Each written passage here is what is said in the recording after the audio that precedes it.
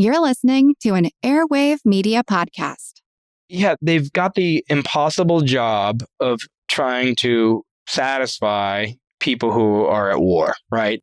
Or at least to be seen as trying to look out for the interests both of their enslavers and the enslaved people below them. And so it's this constant balancing act where they're choosing from a range of bad options and having to kind of decide which side of that struggle they're going to come down on really throughout every individual day.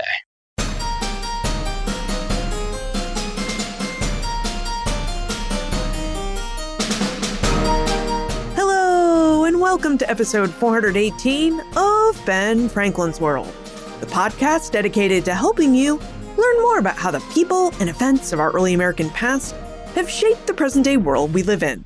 And I'm your host, Liz Covart. We often learn about slavery in early America through broad economic or political terms. Terms like cotton, sugar, markets, or even revolutions. But what happens when we turn our focus to the lived experiences of enslaved people themselves? What did slavery look and feel like on the ground? What did survival look like day to day? And what do we make of the enslaved people who were forced into positions of authority over others, like the plantation drivers who were tasked with extracting labor from their fellow enslaved workers? Randy Browne is an award-winning historian and a professor of history at Xavier University. He's also the author of The Driver's Story, Labor and Power in the World of Atlantic Slavery. Randy is a specialist in the history of the Atlantic slave trade and the African diaspora, and today he joins us to investigate the driving system of plantation slavery. Now, during our conversation, Randy reveals how the labor regime of plantation slavery developed and how it functioned from the bottom up, especially through the system of enslaved drivers. Why enslavers placed such high demands and often brutal expectations on drivers to control and punish their fellow enslaved people, and how drivers negotiated impossible choices as they tried to survive within and sometimes subvert a system designed to dehumanize them. Our conversation today is about power, survival, and the terrible moral weight enslaved people carried within a violent system that was not of their choosing. We'll be approaching today's topic with care and from a belief that enslaved people were more than just laborers or property. They were human beings who exercised agency, made decisions under duress, and left behind histories worth honoring. But before we turn to this conversation, I want to take a moment to thank you. Yes, you, because curious minds like yours are the reason that Ben Franklin's World exists. This show is listener-powered, and your support makes all the difference. So if you enjoy exploring early American history with us, and you'd like to keep this podcast going strong as an independent production, please consider making a donation. Every contribution helps me, Joe, and Karen continue to bring thoughtful, accessible history to listeners just like you all around the world. And it's easy to make a tax-deductible donation. Just visit benfranklinsworld.com/donate. That's benfranklinsworld.com/donate. And if you've already donated, thank you. Your generosity fuels this work, and we just couldn't do this without you. So thank you for making this podcast possible. Okay, are you ready to explore the world of plantation slavery and its driving system? Let's go meet our guest historian.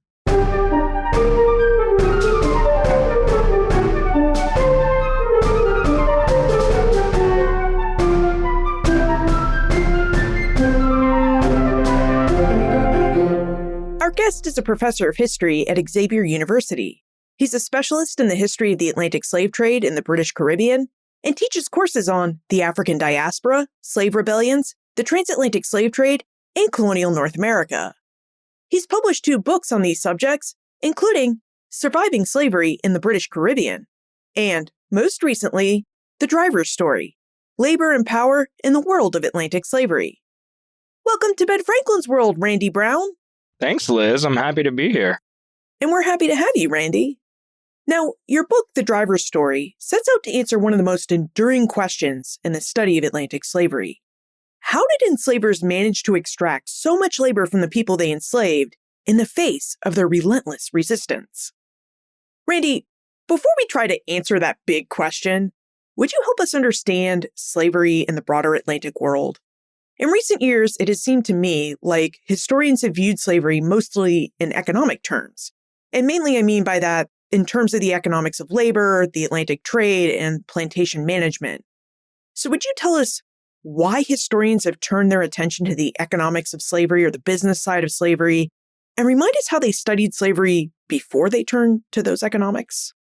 Sure. And you're absolutely right that there's been a lot of work in recent years on what we might think of as broadly the economic history of slavery and of the slave trade. And I think it's important to know how slavery worked as a business. But I've got to say, my main interest has really always been on the experiences of enslaved people themselves, rather than kind of how the system worked as a whole.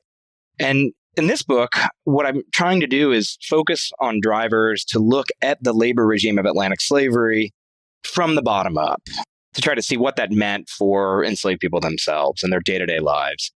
Drivers were enslaved people, usually men, who were appointed by white plantation authorities to supervise, manage, and punish other enslaved people. And that role trapped them between the insatiable demands of planters and the constant resistance of other enslaved laborers, essentially putting them at what the historian Vincent Browne has described as a never-ending war between the enslavers and the enslaved. And so for me, to better understand that struggle, I decided to focus on a series of questions about drivers' predicament, their motivations, their struggles. I wanted to know what strategies they developed to try to balance the competing pressures from above and below, to understand why anyone would want to be a driver in the first place, to see how maybe African ideas about leadership and family life might have shaped the way drivers understood their social role in the slave community, and finally to see what roles drivers played in resistance to slavery, including slave rebellions. So for me, this was a book to try to kind of zoom in on the day-to-day lived experience of this kind of wider economic system, rather than look at it from a sort of kind of panoramic or macroeconomic view. And how have other scholars within the field viewed slavery? Do they view it like you in terms of individual experiences within the institution of slavery, or are they really mostly interested in the economics of this system of labor? That's a hard question to answer. It's a good question, but the field of slavery studies has, for decades, long before I was alive even, been full of all these debates about exactly what perspectives we should center. And I think we're continuing to see that right now. There continues to be microhistorical and biographical approaches to look at individual people and events. At the same time, there are these massive, sometimes quantitative data sets. Think of something like the Slave Voyages, the Transatlantic Slave Trade Database. And I think we're really at a moment where we're continuing to debate the advantages and disadvantages of these two different approaches. I don't think I should say it's a either or question. I think we can learn from and ideally integrate the approaches and insights of these different ways of studying slavery. Now, like other scholars before you point to 17th century Barbados as the origin time and place for the brutal form of plantation slavery that we've read and heard about in the Caribbean and on southern plantations in the British American colonies turned United States. What was slavery like in early Barbados, and how did that early form of slavery transform into the brutal plantation system that we hear about and read about? Yeah, Barbados is so important for the history of slavery in the Americas, the development of plantations. For me, in this book, one of the things I was trying to do was trace the origins of what enslavers called the driving system and the role of the driver itself. And all signs pointed me to 17th century Barbados. Starting in the 1640s, Barbados experienced a so-called sugar revolution, where struggling English planters, farmers really, shifted from a mixed economy, crops that weren't doing well, things like tobacco, in the face of competition from Chesapeake, actually, to the incredibly lucrative production of sugar. They, along the way, gradually moved away from a labor force that was made up mostly of white indentured servants and relied more and more on the transatlantic slave trade. And eventually, enslaved Africans became a demographic majority on the island. One of the things that happened during this transition was that English planters made some major innovations to the way sugar was produced. That included building their own mills to process sugar on the same plantations where it was grown. And you might think, well, how else was it done previously? And this is something you see in the early Brazilian sugar industry, for example. The growing and manufacturing processes took place in different locations by enslaved labor forces working under different management and owners. In Barbados, instead, you have these new, what they called integrated plantations. And one thing that they relied on was a much larger labor force, usually 100 or more enslaved workers. And to manage these larger labor forces, enslavers developed a new method of labor organization that they called the gang system. That's where enslaved field laborers were divided into multiple work units or gangs who they put under the direct supervision, not of white plantation employees like overseers, but of enslaved supervisors who came to be known as drivers. Was there something unique or special about Barbados and its colonists that they were the ones to develop and innovate with this driving system of slavery? Because France, Spain, and the Netherlands also claimed colonial islands that had slavery that practiced slave labor systems. But it was the English system in Barbados that developed into this style of plantation slavery that colonies, even in these other countries or claimed by these other countries, would adopt. So why did the gang and driver system of slavery develop in Barbados and not in some other colony? There are some precedents for using enslaved supervisors in other places. And I should say that trying to figure out the real origin of the driving system and its early evolution is really difficult because the sources that we have from the earliest periods of slavery and sugar production in the Americas are so limited. There are some models that planters in Barbados seem to be borrowing from. I mean, one example from earlier colonial Brazil is a figure who's known as the sugar master. This is a sort of foreman who's in charge of the boiling house.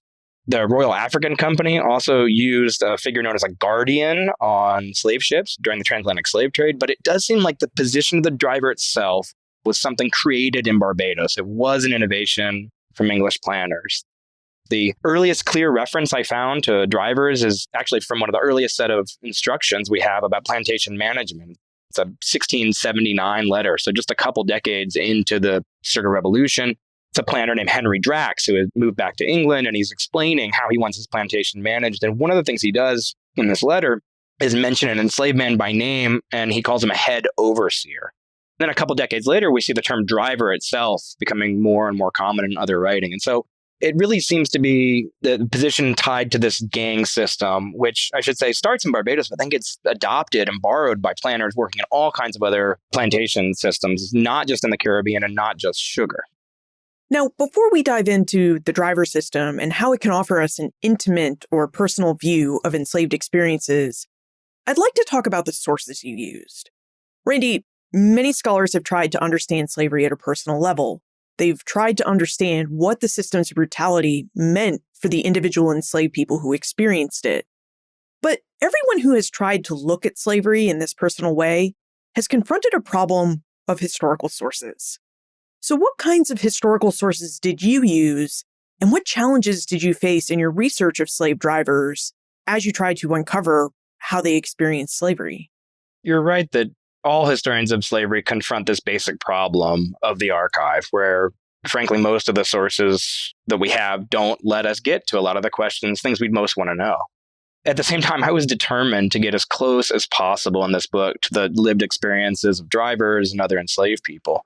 And so I looked at essentially everything I could find, a wide range of sources and archives and libraries, digitized sources in the US and the Caribbean and Europe, everything that you might think of in terms of kind of classic sources for the study of slavery, planters' diaries, plantation management, manuals, letters from missionaries and abolitionist propaganda, slave narratives. But pretty quickly, I decided to concentrate on an unusually rich archive from the British Caribbean during the early 19th century. So this is a couple centuries after, really, a century and a half or two after the sugar revolution we were talking about a minute ago. This was a period of imperial reform known as amelioration. And one of the key things that happened in this era was that enslaved people in certain British colonies, not all, British Guiana, Trinidad, and St. Lucia, were given new legal protections and new legal rights, including the right to seek redress by going to colonial officials who were known as fiscals or protectors of slaves. And one of the key things those officials did was record extensive first-person, sometimes verbatim testimony from the people who appeared before them. And so we have this archive of thousands of enslaved people speaking, including what I found hundreds of drivers. Now, this is still an archive of mediated sources. It's full of gaps and silences and distortions. It's not perfect. We don't get transparent representations of what actually happened.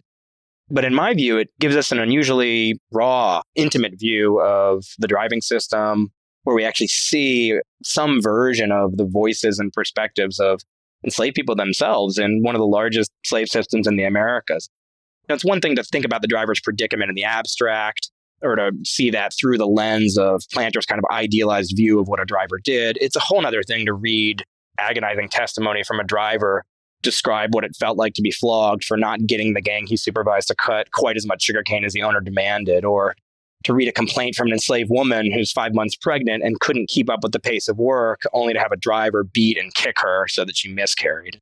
And so these are the kind of glimpses of drivers' lives we get from this archive, and that's why I chose to spend so much time on it. It sounds like you experienced another problem that many historians of early America face, which is you needed to visit numerous archives around the Atlantic world, in Europe, the Caribbean, and the United States, which sounds really glamorous, but it's actually a lot of work. So I wonder if you could discuss the types of sources that you found in these different archives and how you approached them.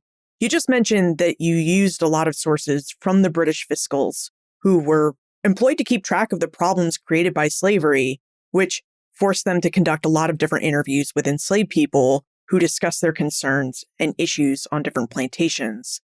So how were you able to get at the voices and experiences of slave drivers when their interviews were mediated and written down by these white fiscals, who you mentioned in the driver's story often truncated and modified what enslaved people told them? It's key to remember the context in which this archive is produced. There's a way that enslaved people, when they're going to complain, have a kind of narrow range of options. They know that they can only complain about things that would be an actual violation of the law. So, for example, I was flogged beyond the legal limit. I was given too many lashes. Or I was worked on a day or a time that I wasn't supposed to legally work. And so there's already a way that the legal protections people have, which have to do with working conditions, which have to do with punishment, shape the types of stories people end up telling. Even then, there are kind of ways where people end up discussing things that, maybe they shouldn't have or don't seem relevant. And I found those especially revealing. Now, that's not what the legal authorities are really interested in. They're reading these cases very differently than I am. They're trying to figure out, was a law violated? And if so, what sort of punishment, if any, should plantation manager be fined? Is this person telling the truth? One thing I was struck by was the kind of construction of a moral economy, where even under these dire conditions, everyone is trying to set some limit on the physical violence they're willing to tolerate, to establish some standard of what seemed like a reasonable workload or what was entirely unreasonable. There are also major gaps in these. I mean, one thing that I found in these sources is an almost near total absence of female drivers. And that was really revealing. It led me to look to other kinds of evidence. And I knew from other sources that enslaved women played an important role as drivers. There were not nearly as many women as men who were drivers, but especially in terms of supervising what was known as the children's gang. These are enslaved children entering their first working years. They don't show up in this archive. And I found literally 2 or 3 enslaved women out of these thousands of complaints involving drivers. So that's kind of one specific example of a gap or a silence that we don't see in these records. Well, let's dive into the driving system. Randy, you told us that the system of labor developed in Barbados, but how did it actually work? Would you give us a detailed account of what the driving system was and how it worked on the ground? At the most basic level, it was a mode of labor organization. You would see this primarily on large plantations. And it meant that enslaved people were working under the direct supervision of enslaved supervisors, drivers, not plantation overseers or managers who would be above the drivers. As you noted, it became common, associated with Caribbean sugar plantation, but eventually became common throughout plantation societies. If you take a typical plantation in the Caribbean, though, you might have anywhere between 100 and, say, 300 people, and they'd be divided into 3 basic gangs. These gangs were composed of people who had more or less the same age, physical condition, and perceived labor capacity, because one of the things that the gang system was supposed to do was to set a collective pace where everyone worked at the same rhythm. Each of those gangs, in turn, would have been supervised by 1 or more drivers. So your first gang, you'd have the most able adults who did the hardest physical labor, like digging holes to plant sugarcane. That would have been supervised by the head driver, the most senior driver on the plantation. Your more junior drivers, sometimes called second drivers or underdrivers, would supervise the second and third gang. And then there was an additional gang, sometimes called the children's gang or the grass gang, where children as young as 6 years old worked under the supervision of female drivers. These were usually elderly women who had been kind of retired from field work. They weren't physically capable of doing the hardest field tasks. At the same time, you had a whole range of supervisory positions outside of the field where people who were assigned to trade work, like carpenters or masons, or people who worked in the boiling house or the distillery, would work under drivers or other enslaved supervisors who were sometimes known as heads. And so the key point is that if you were an enslaved laborer on a large plantation in the Americas, the person most likely supervising your work directly for making sure that you stayed at the same task, that you finished it, that the work was performed to a certain standard would have been another enslaved person, would have been the driver. That would also be the person you would go to try to renegotiate labor expectations, to ask perhaps that they might advocate for you by trying to get a bit more food or a little more time to rest. And the driver was also the person who was in charge of directly punishing you. That's really interesting because I think in our historical imaginations, we tend to picture enslaved people out in the plantation fields doing whatever agricultural work needed to be done, but they're under the supervision of white overseers. When we tend to look for supervisors out in the field, in our imagination, we see white people. But what your research indicates is that no. In fact, the majority of field supervisors supervising this labor were actually other enslaved people. That's absolutely true on these larger plantations. Now, in a smaller slaveholding, so if you think like of people working on a farm in New England, for example, or even your smaller kind of mixed farms in the Chesapeake, not your very large tobacco plantations, we're not talking places like Mount Vernon either, you would have people working under direct supervision of their enslavers. But yeah, by and large, most people working on large plantations would have been working under a series of other enslaved people, and then a complex hierarchy of white authorities from overseer to manager, maybe a resident planter, often an absentee planter in Europe above them. So it is a more complex hierarchy, I think, than we sometimes imagine. It also begs the question of how and why white enslavers were able to trust these enslaved overseers to keep their plantations productive and running. So how did white enslavers develop this kind of trust in their enslaved workforce? Yeah, I appreciate the question, though. I would push back. I don't think trust is maybe the right word here. Now, planters absolutely relied on drivers.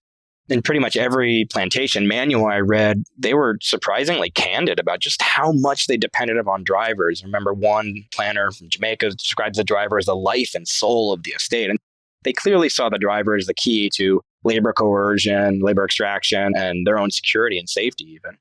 But white plantation authorities were relentless in surveilling drivers, in punishing them for any perceived faults. Drivers had to constantly be coerced into doing the job that their enslavers wanted. One example of what this looks like in practice is something called the tally stick. This was a little wooden stick where drivers carried it into the field and they made little notches as a certain quantity of labor got done. They finished a particular row, they got another bushel of sugarcane loaded, and then they would have to take these tally sticks and then show them to the overseers or managers above them. And if those tally sticks indicated that drivers were falling short, that the people under them weren't being pushed to work hard enough or fast enough, then drivers would often be humiliated. They'd be yelled at. They'd often be whipped. Sometimes they'd even be demoted. And so that's just one example of the kind of surveillance and pressure drivers are under. I found that drivers were trapped essentially in the same violent system of labor coercion that other enslaved people would. The other thing I'd say is that there are plenty of ways that drivers pushed back and resisted their enslavers, resisted the labor regime, which I'd be happy to talk about.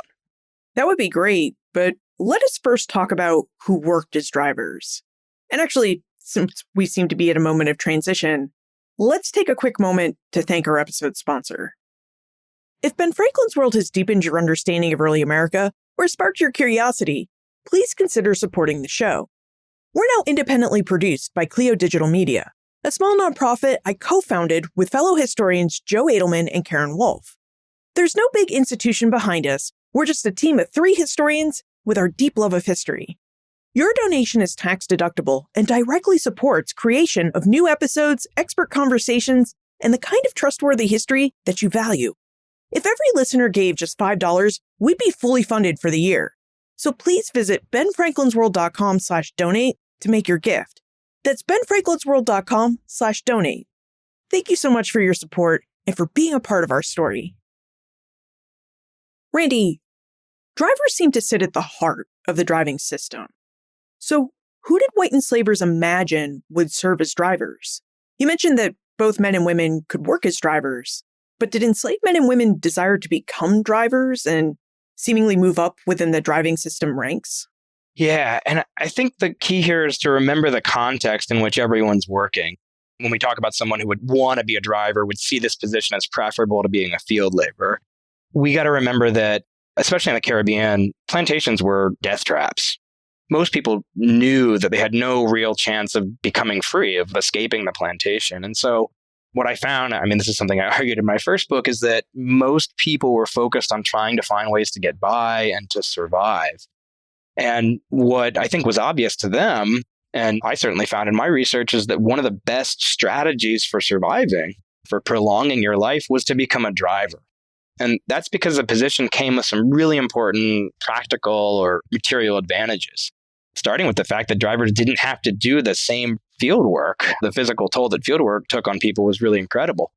Drivers also got better clothing, they had more secure housing, and maybe most importantly, they got food, much better qualities than other enslaved people. Now, these were some of the main incentives enslavers offered the people that they appointed as drivers, and they might seem sort of insignificant, but in a world where people were living very literally on the brink of death, collectively, these marginal advantages had a huge impact on the quality of drivers' lives. I found that while field laborers usually died by their early 40s, drivers often lived into their late 50s or 60s. The other main advantage or marginal advantage of becoming a driver had to do with the social benefits that came with the position. And you see this in drivers' unusual success in building families, sometimes remarkably large families.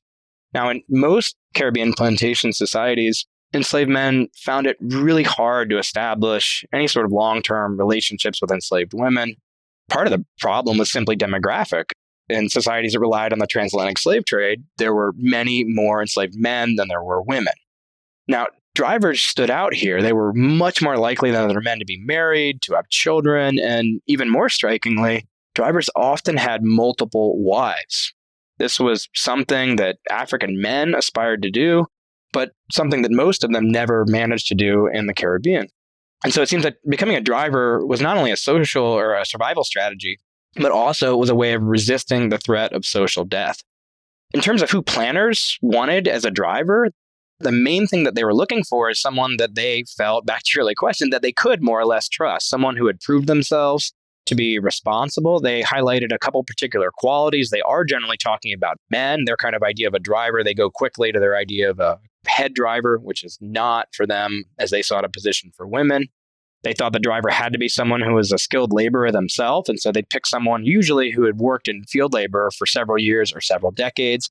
The other main quality they looked for in drivers, I find this even more revealing, they talked about candidates for the position of driver as someone who had broad respect within the slave community, someone who was seen as an authority. They couldn't just appoint someone who was widely feared or hated. They really worked to find someone who was already recognized as a leader among enslaved people. I found that very revealing. One of the things that struck me as I read Randy's book, The Driver's Story, was how the material conditions that enslaved people lived under could improve if they became drivers. Randy, could you talk to us about the food and clothing that enslaved people received and how that food and clothing allotment might improve if they became a driver? Yeah, enslavers understandably were trying to give people the bare minimum that they could. They were obsessed with maximizing profits. They really cared nothing about the human toll that plantation labor took on enslaved people. Your recently arrived African captives would survive the so-called seasoning period of adjustment to the work regime, to new disease environment, usually for just a few years. And then if they did survive that, field laborers are sick something like half of the time. Part of the reason why is they're really barely meeting their basic nutritional needs. They're working, despite the kind of idealized images we sometimes see in illustrations, enslaved people were working essentially naked or near naked in the field.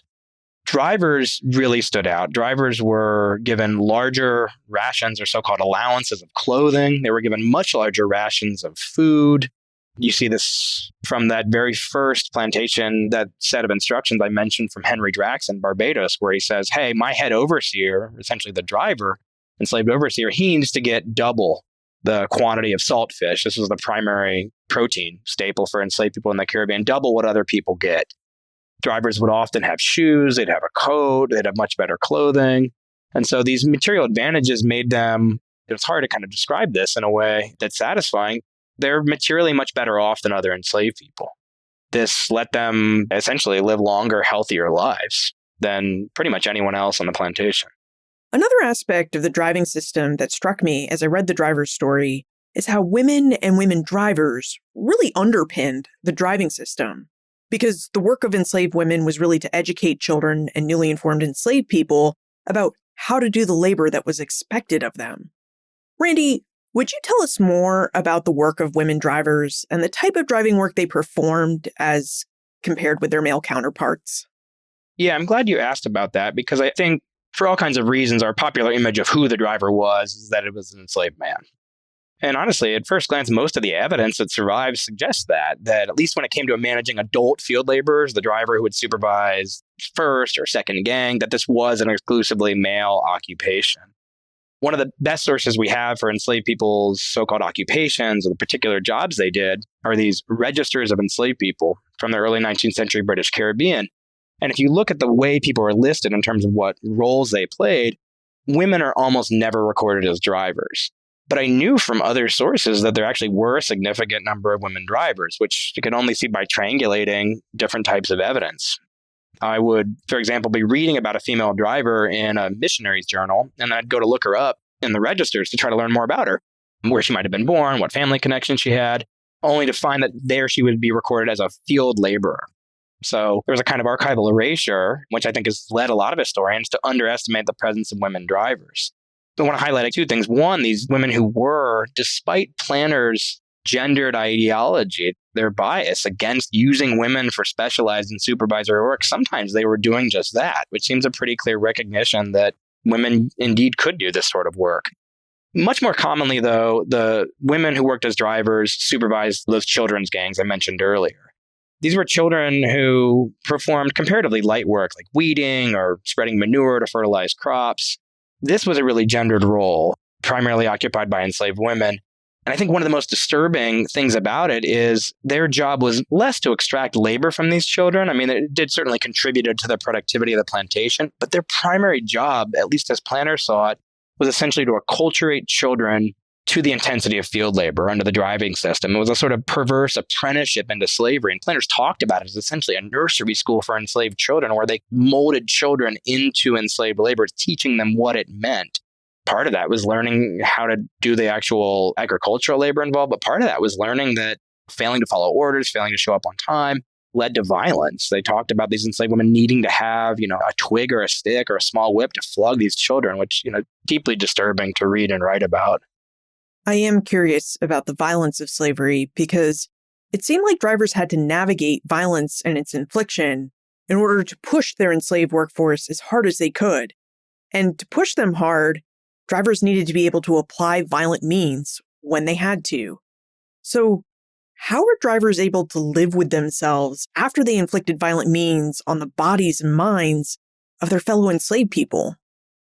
Yeah, it's such a good question. And drivers found that aspect of their job to be deeply troubling. The problem for them, of course, is that they were working in a system where they didn't have a lot of other tools at their disposal. It's not like they could offer what we think of as positive incentives or pay people under them to try to get work out. Enslavers gave them basically crude tools and demanded them to use violence and terror to try to keep other people in line and extract labor. When drivers talked about the violence that they inflicted on their fellow enslaved laborers, they often justified it by essentially pointing out that they had no real choice. One of the best known examples of this, at least that comes to mind for me, is Solomon Northup, who listeners might know from 12 Years a Slave, which actually doesn't talk about his role as a driver, but that's a different story. Northup explains in his memoir that when he carried his whip into the field on the Louisiana sugar plantation where he was a driver, he knew that he had to use it and be seen using it, or otherwise, at the end of the day, he was going to be flogged himself.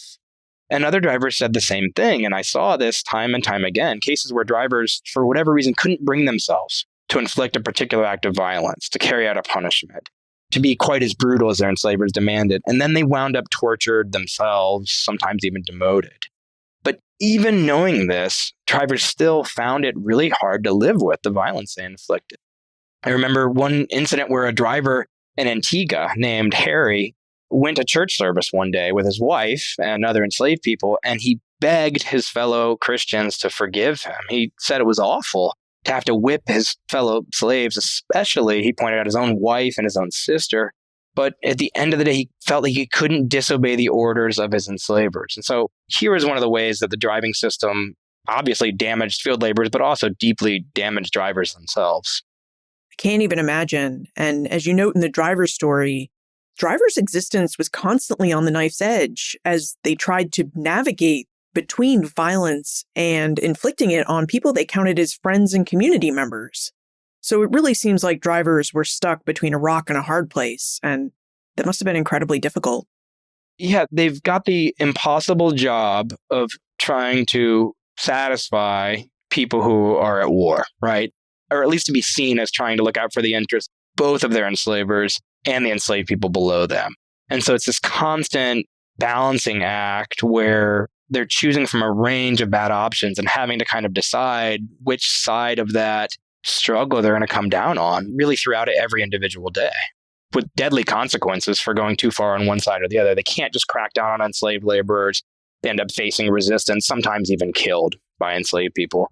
They can't just try to negotiate for the enslaved people below them and be a community leader, right? Because they're going to lose their job.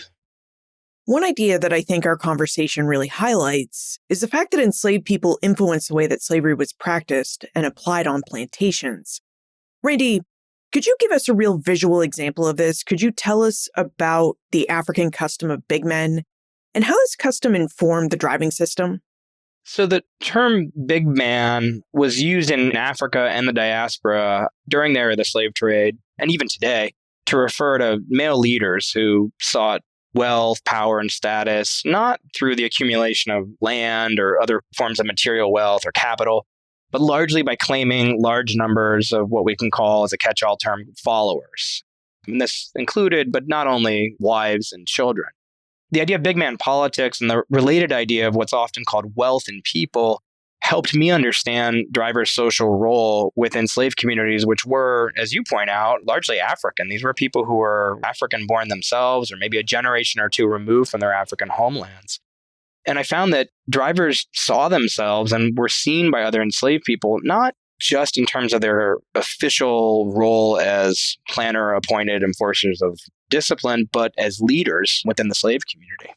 One of the basic qualifications for being a driver in the first place, as we were talking about a few minutes ago, was having recognized authority within the slave community already. And what I found is that once someone became a driver, one of the things they did with that position was to try to further enhance their own power and status by cultivating relationships with other enslaved people they wanted to have as followers, and by trying to build families.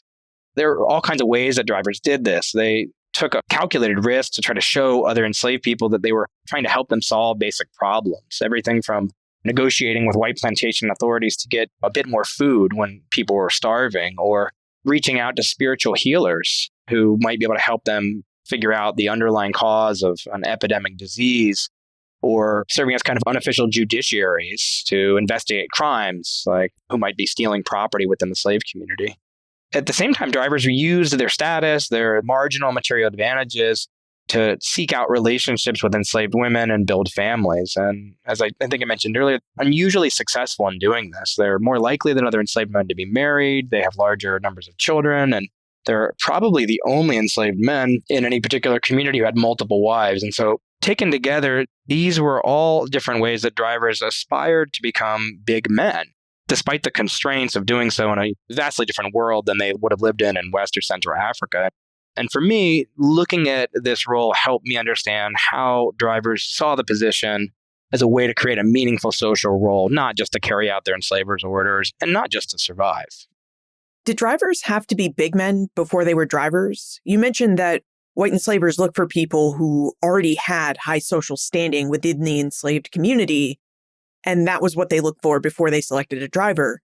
So did drivers have to be big men first, or did they become big men only after they became a driver? Yeah, it's a chicken and an egg question with the same difficulty of answering it. I think in general, the most successful drivers were already recognized as big men. You certainly see some drivers who are appointed and don't serve all that long. They don't stay in the role all that long and get demoted fairly quickly. And there are different paths to demotion. But I think one common thread I saw in drivers who were demoted pretty quickly is that they could not get the enslaved people below them to follow their orders.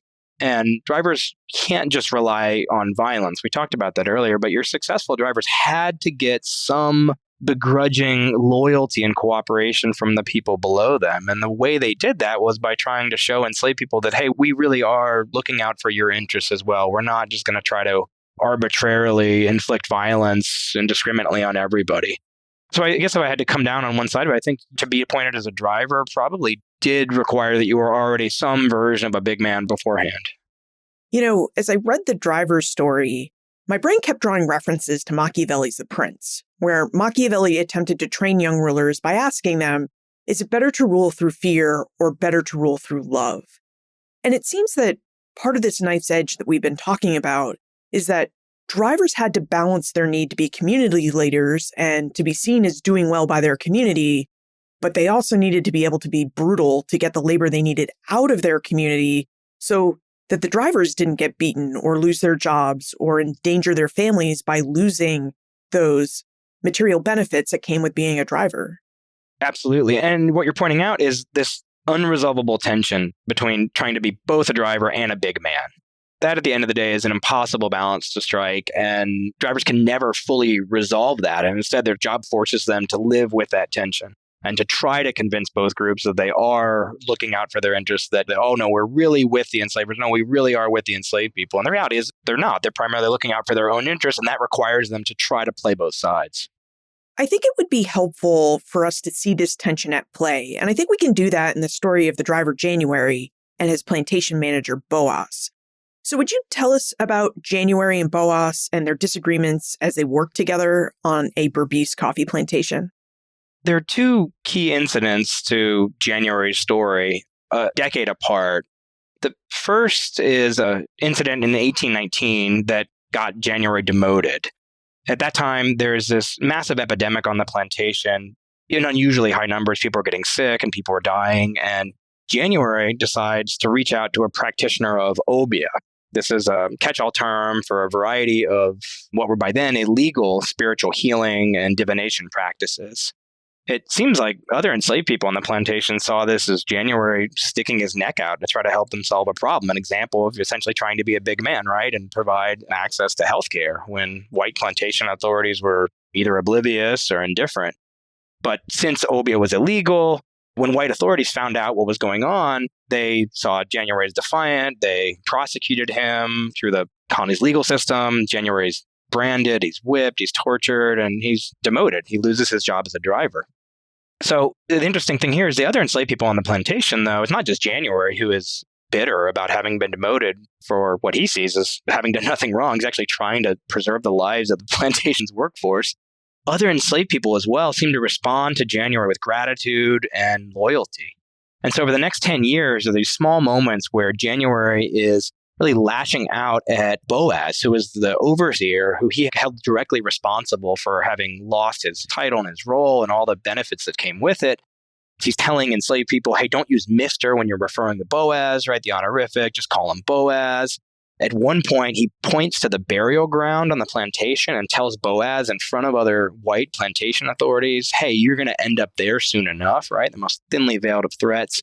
And this enmity between these two guys explodes 10 years later when a new resident owner arrives. And January stages this massive confrontation. He leads the whole slave population, this is some 200 people on the estate, to the owner's house, ostensibly to ask for a customary dram of rum to welcome him, but really to try to show him that he's the one who's in charge.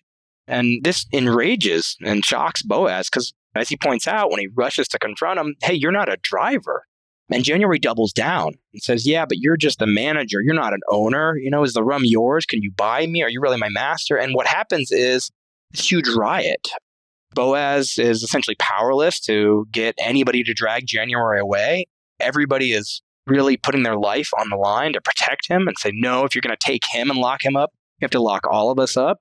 And essentially takes several days to try to resolve this riot that almost turns into a rebellion.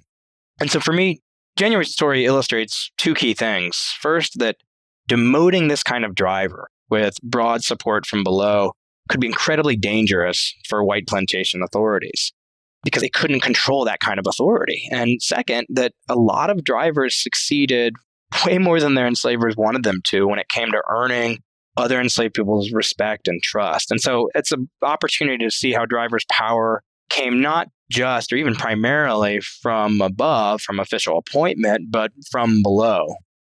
One of the things that I wondered as I read the driver's story is, why didn't more drivers start rebellions? And then I read your last chapter, which is about the Berbice Rebellion of 1813-1814, and realized that starting a rebellion was a really complicated proposition. So would you tell us about the Berbice Rebellion and about the complexities we can see for drivers if they were to offer and promote this form of resistance? There were all kinds of ways drivers resisted in smaller, maybe less dramatic, less public ways, right? Turning a blind eye to enslaved people who, say needed to leave the field to nurse children during the day, encouraging work slowdowns or sabotage. But you're right, the most dramatic, kind of egregious example is rebellion, where drivers are doing the exact opposite of what their enslavers expected them to do, right? Undermining the very system of plantation slavery.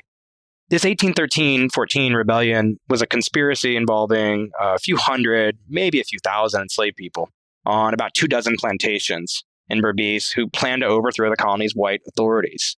And what drew me to this rebellion were the really crucial and conflicting roles that drivers played in it. There's three basic ways that drivers played important roles here. First, as with other rebellions throughout the Americas, some of the main organizers of this rebellion were drivers who planned the rebellion alongside other male leaders of diasporic African national groups. At the same time, other drivers played the key role in undermining the rebellion, telling white authorities about the rebel plot right before the rebels could attack, and so they're whistleblowers. And finally, many drivers, like most enslaved people during the rebellion, when confronted with a revolt in the making, did have to make these calculated decisions. Should I join? Should I betray the rebellion? And ultimately, what they decided was to try to stay out of the fray, to try to dodge the rebellion. And so this was an opportunity to see what rebellion meant for drivers and what drivers meant for rebellion. One of the most interesting things I found when I looked at the political aspirations of the drivers who did lead this rebellion, or their vision of what freedom was going to look like, was that they wanted very different things than ordinary enslaved people. Instead of liberating everyone and abolishing the plantation system, the drivers here simply wanted to overthrow white authorities and then run those plantations themselves alongside other elite men, or men who served as officers in these African nations. These drivers imagined a world where a lot of the hierarchies of the plantation system would continue. They would be on top, while the people that they referred to as the so-called low class of people, field laborers, would work directly for them. Now, understandably, most enslaved people weren't willing to risk their lives for this kind of revolution. And so for me, looking at drivers in this rebellion and what they wanted to get out of it, it deepened my understanding of just how hard it was to build the kind of solidarities and support you needed to wage a successful war against slavery. Of course, if you wanted to organize a rebellion, drivers were some of the best positioned people to do that, who had the skill, who had the mobility, who could command other people. But there's a problem when their goals conflicted with those of ordinary enslaved people. This is likely an unfair observation, but as I read about the Berbice Rebellion, I couldn't help thinking that the drivers' ideas of keeping the same hierarchy that they had experienced in slavery seemed really limited. And I also wondered to what extent this limitation was really due to the example of the Haitian Revolution, where after that revolution, the hierarchical system imposed by slavery took on a similar form in the Free Haitian Society. You're right to zoom us out from this particular rebellion, because I think you do see the same basic dynamic elsewhere. You do see it in the Haitian Revolution, where there is this huge tension between what, on the one hand, elites wanted out of a revolution. They certainly wanted that to improve their own lives. They wanted freedom for themselves, but they're not trying to create an egalitarian or democratic social order. They're not trying to end plantation production.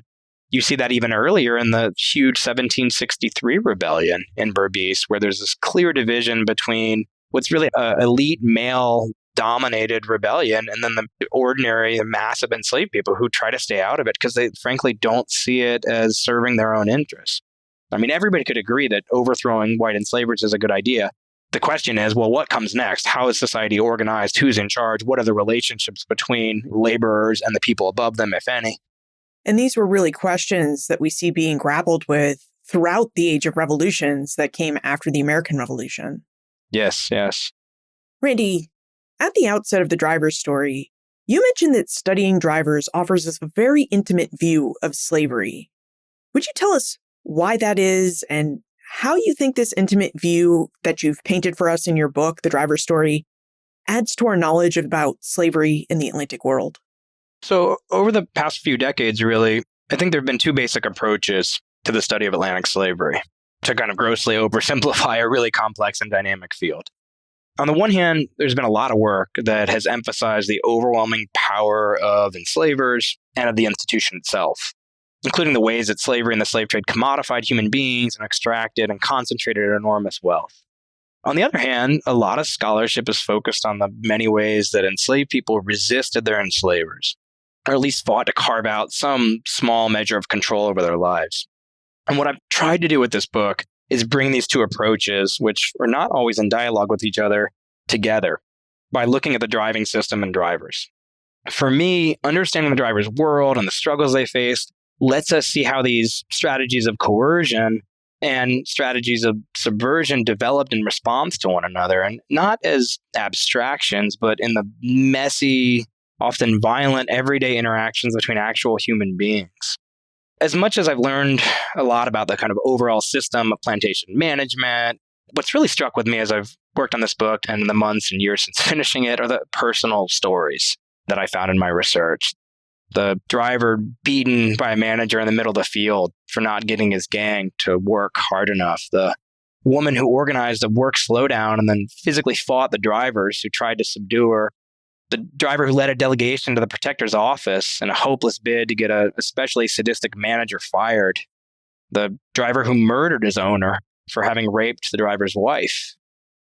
The demoted driver who was so humiliated that he took his own life, leaving his family alone. Or the head driver who led his Congo nation in revolt against his enslavers. And so I've tried throughout this book to connect these larger dynamics of the Atlantic system to the everyday struggles of actual people trying to survive, to try to paint a human history of the driving system.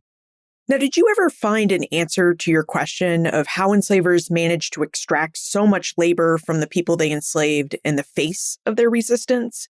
Was it because enslavers helped to create adversarial relationships through the driver system?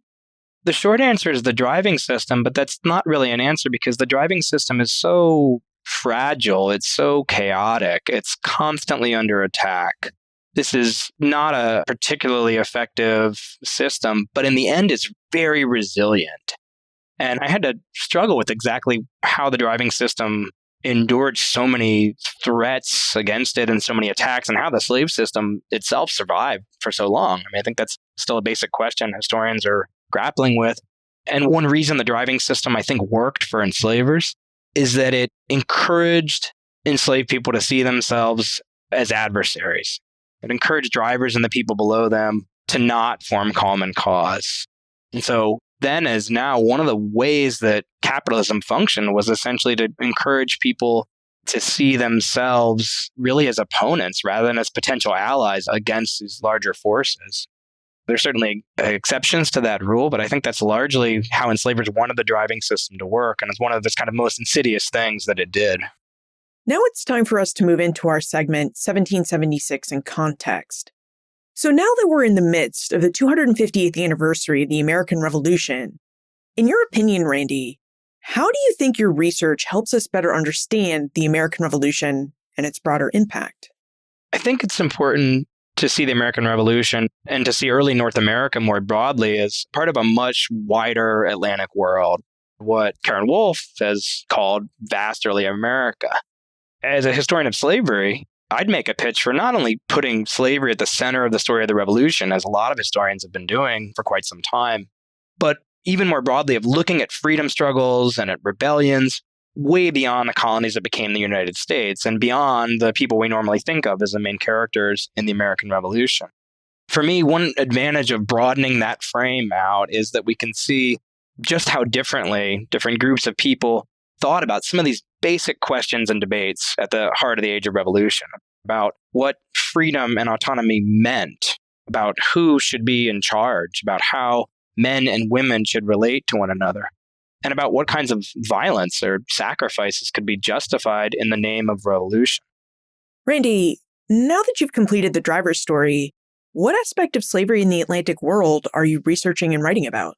Oh, probably too many things at the same time, to be honest, but I can tell you about one project that started to take shape, at least the kernel of an idea for it, while I was finishing this book.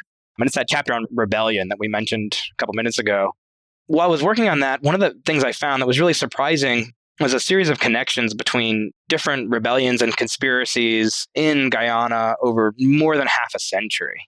It seems pretty clear that enslaved people there remembered what, to me at least, were surprisingly specific details about previous rebellions, previous rebel leaders, about what happened, what went wrong, about lessons they could take from earlier struggles.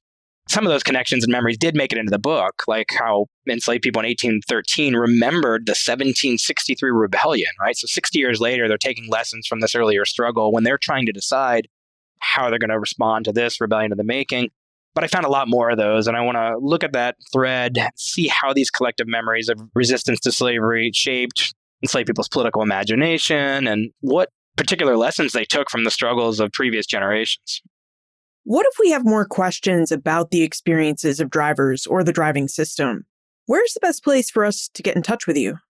Oh, I'm always happy to hear from readers. Probably the easiest way to contact me is via my website. That's randymbrowne.com.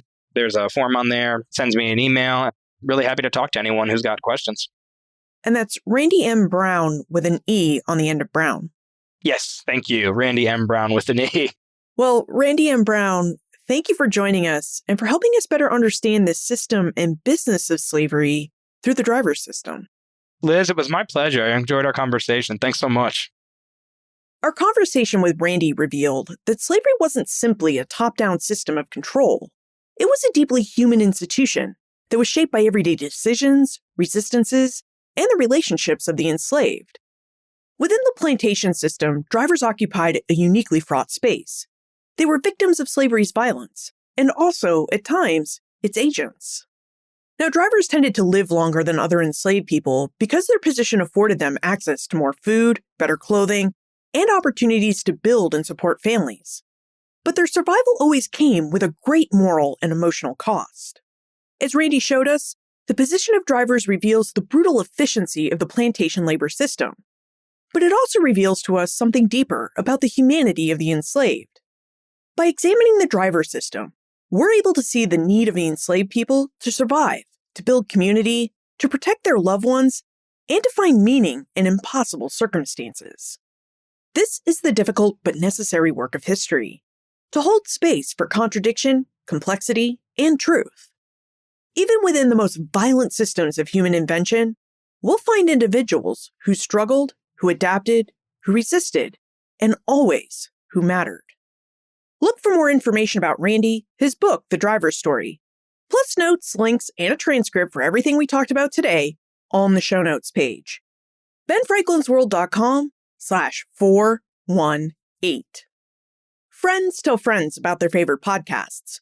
So if you enjoy Ben Franklin's World, please tell your friends and family about it and help us grow our community. Production assistance for this podcast comes from Joseph Edelman, Karen Wolf, and Morgan McCullough. Breakmaster Cylinder composed our custom theme music. This podcast is part of the Airwave Media Podcast Network. To discover and listen to their other podcasts, visit airwavemedia.com. Finally, what surprised you most about the driver system?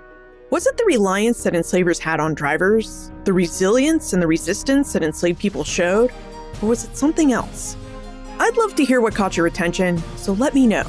Liz@benfranklinsworld.com.